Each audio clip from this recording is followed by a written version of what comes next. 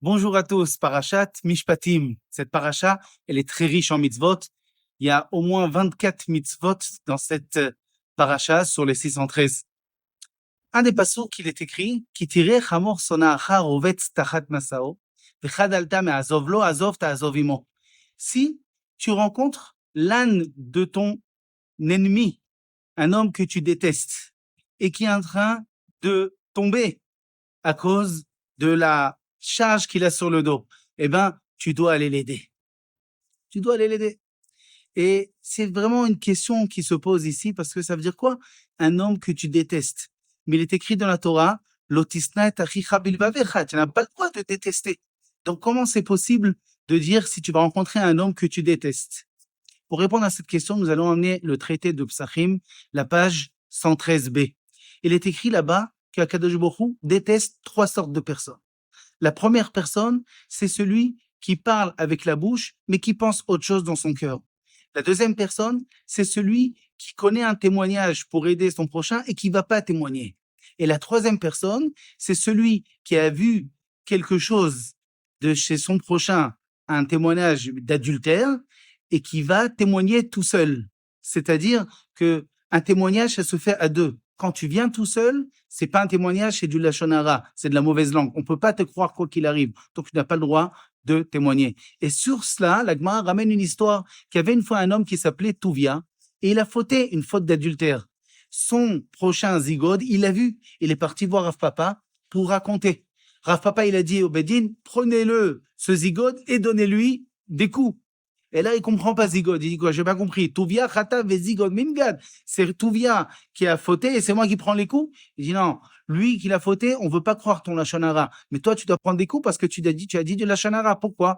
Parce que tu es tout seul. Mais la Gemara, elle continue. Elle dit que tu n'as pas le droit de témoigner si tu as vu ça parce que tu es tout seul. Mais c'est une mitzvah de le détester. Pourquoi? Parce que Shlomo Ameler dit dans le Michelet, le 8e Pérec, Irat Hashem sonera. Celui qui a la crainte d'Hachem, il déteste le mal. Et donc, quand tu détestes le mal, tu t'approches pas du mal. Donc, c'est une mitzvah de le détester. Maintenant qu'on a dit que c'est une mitzvah de le détester, je voudrais amener une autre traité dans Baba Metzia, la page 32b. Là-bas, il est écrit que si jamais tu as un homme que tu aimes qui veut charger son âne et un homme que tu détestes qui veut décharger son âne, mitzvah d'aller aider l'homme que tu détestes de décharger son âne. Pourquoi?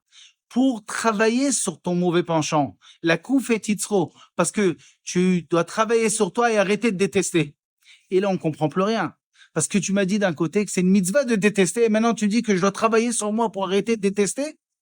Alors, sur place, le Ramban nous dit que on parle pas du même sonnet. Là-bas, on parle de quelqu'un que tu détestes parce que tu détestes, tu n'avais pas le droit de le détester. C'est pour ça que tu dois travailler sur toi.